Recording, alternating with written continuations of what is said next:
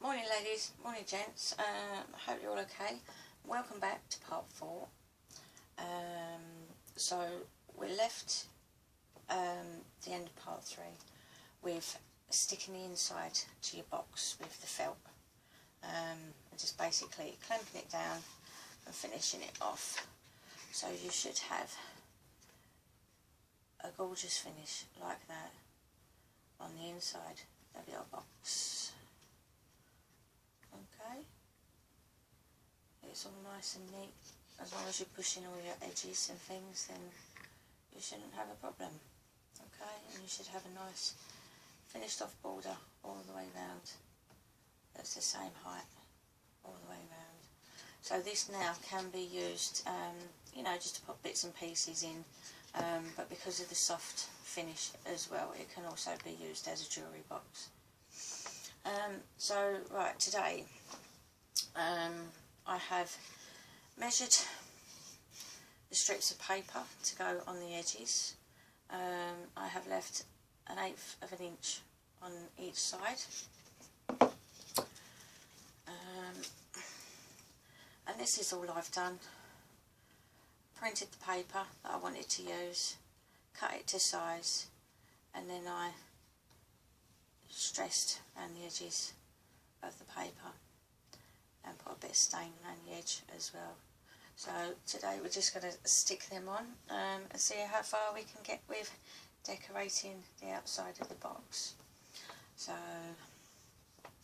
all I'm going to do is take some glue and again I'm just using the high-tech glue. Go right around the edges. If you just stress around the edges, make sure you get as far up to the edges as you can, but you have to try and stick it down without actually sort of flattening down the edges of your paper as well. So make sure it's the right way up, and that's going to go on round that way. And then, as you can see, I've just cut this so it has a nice border all the way around the edge of it there, like so. And then I'll stick that on there, and then I'll just take my little bone folder thing and give it a good push down all over.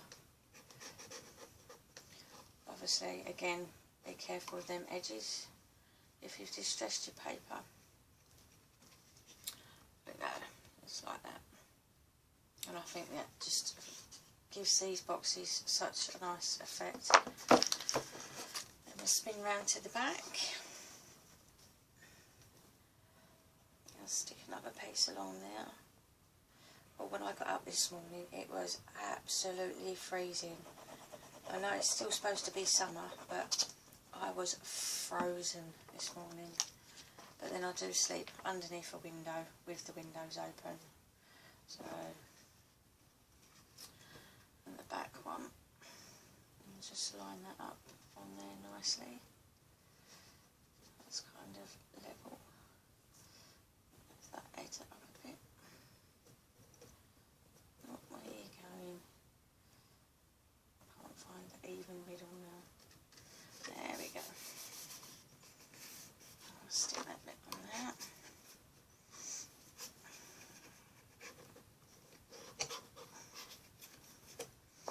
Like so. The back. And then to the two sides. I've got my hot glue gun on already, waiting to go. If you decide, you know, what flowers and things you want on your boxes or how you're going to decorate them, and but I will show you if we get enough time on this video. I might have to come back and do another one just to show you how I'll finish it off with my flowers and bits. We'll see how far we can get with this today. Right, that side. to the other side.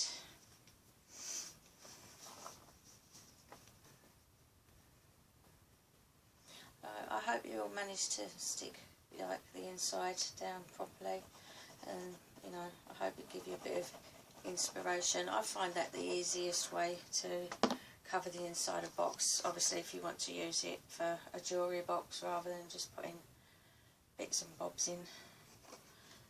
But as I said, it's entirely up to you. There is lots of ways that you can cover it, but I find that the easiest way.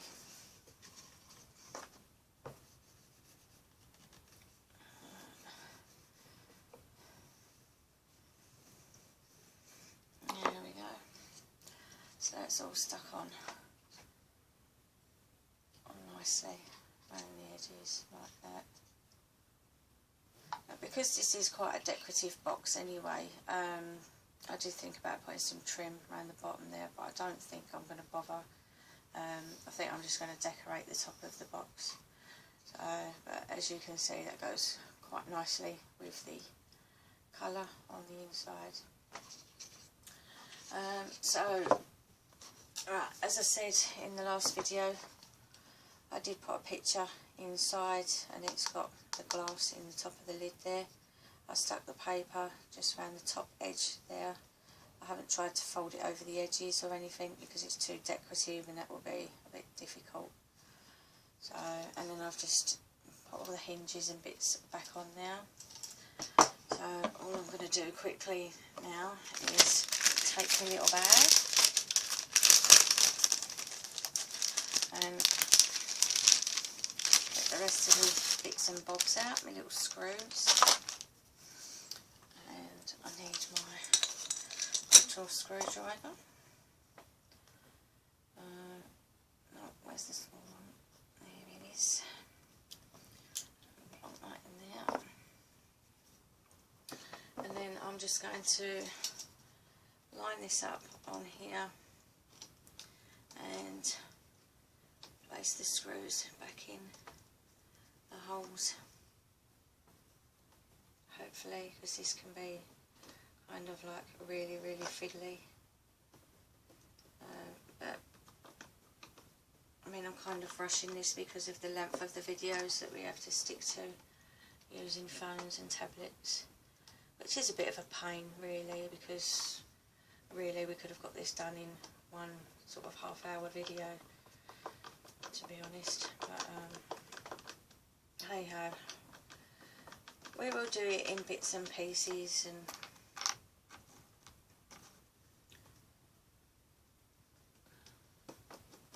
And I was going to actually ask you guys, I don't actually do many tutorials like this, so you know, if you want to see more tutorials, then please let me know. I don't mind doing them at all, if that's what you enjoy, if you like to see bits done sort of stage by stage rather than me just creating something and then showing it to you. You know, if you'd rather see it step by step how it's put together, then let me know and I will see what I can do. So some people don't want to sit through, you know, long videos and watching things be created. They'd rather just get it done. So there you go. There's the hinges put back on the top. That's all nicely put back together now, and then all I have to do is screw the bits back on the front here, which I will do at a later date. Because of the time of the video, again, I'm going to show you how I'm going to use some flowers and bits to put on the front here. As there's roses in this paper, I've decided just to stick with roses for the decorations. So I'll show you. I think my glue gun's hot enough now to do that. So all I'm going to do obviously is take the back piece. Let's just cut that off a tiny bit because it's sticking out a bit much. make sure it's the right way round, which it is. So,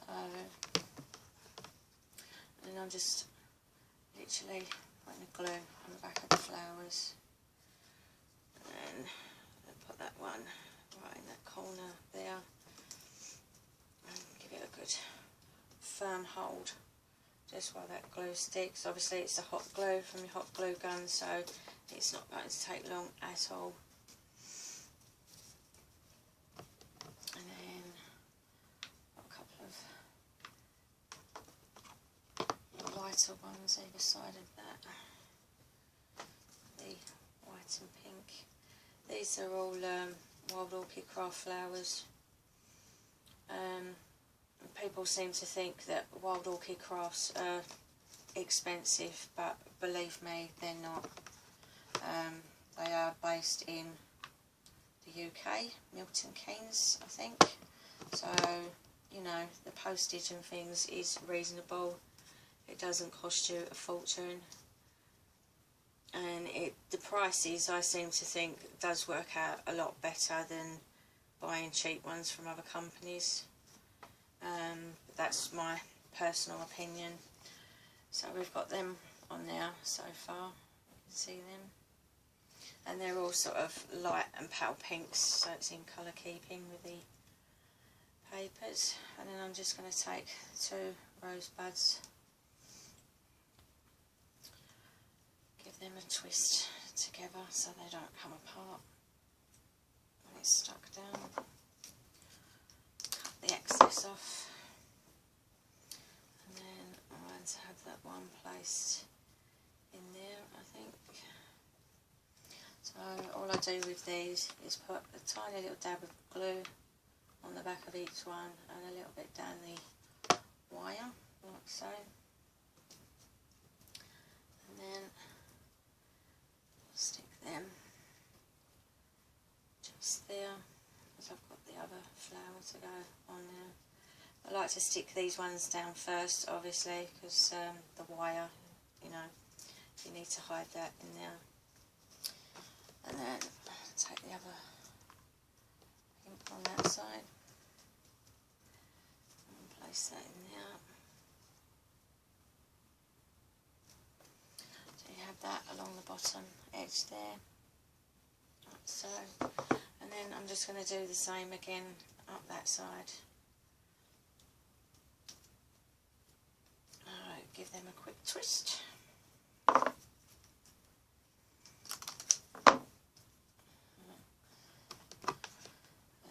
Glue on each one and a little bit down the stem.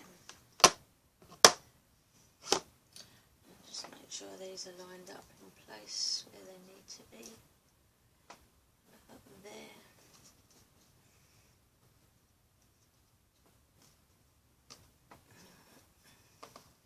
And then take that one to cover that wire up.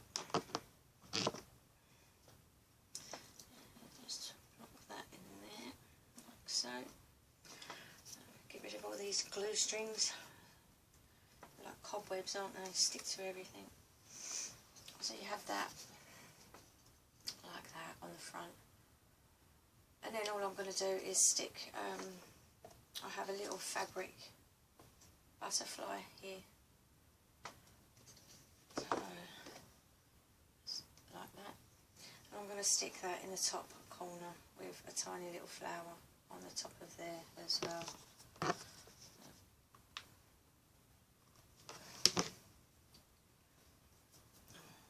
Glue strands get everywhere, don't they?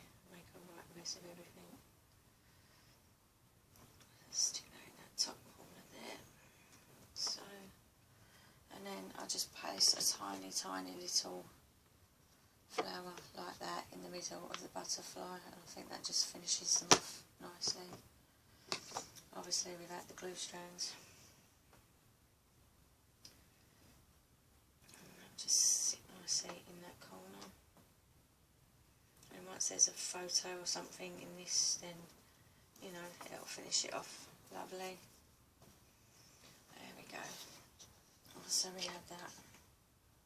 See, it's not hard, it's quite simple. You know, you don't need hundreds and hundreds of flowers everywhere to do it. But that is it, guys. That is your box finished. The only thing I'm going to do, obviously, is fasten the catch back on the front here, and that is it. It's all finished. You have a lovely decorated box, which looks quite stylish and pretty. And then inside it is beautifully lined as well, so it can be used for a jewellery box. Okay, guys, so I'm going to leave you with that. I really do hope that you've enjoyed these videos. Please leave a comment, and don't forget, if you want to see more tutorials, then please let me know. So I will do them for you. Just, you know, some people like long videos, some people don't. So yeah, just leave a comment, let me know what you think. So thanks ever so much, guys, for joining me, and I hope it gives you a bit of inspiration. And take care. Love to you all. And I'll see you again soon. Bye for now.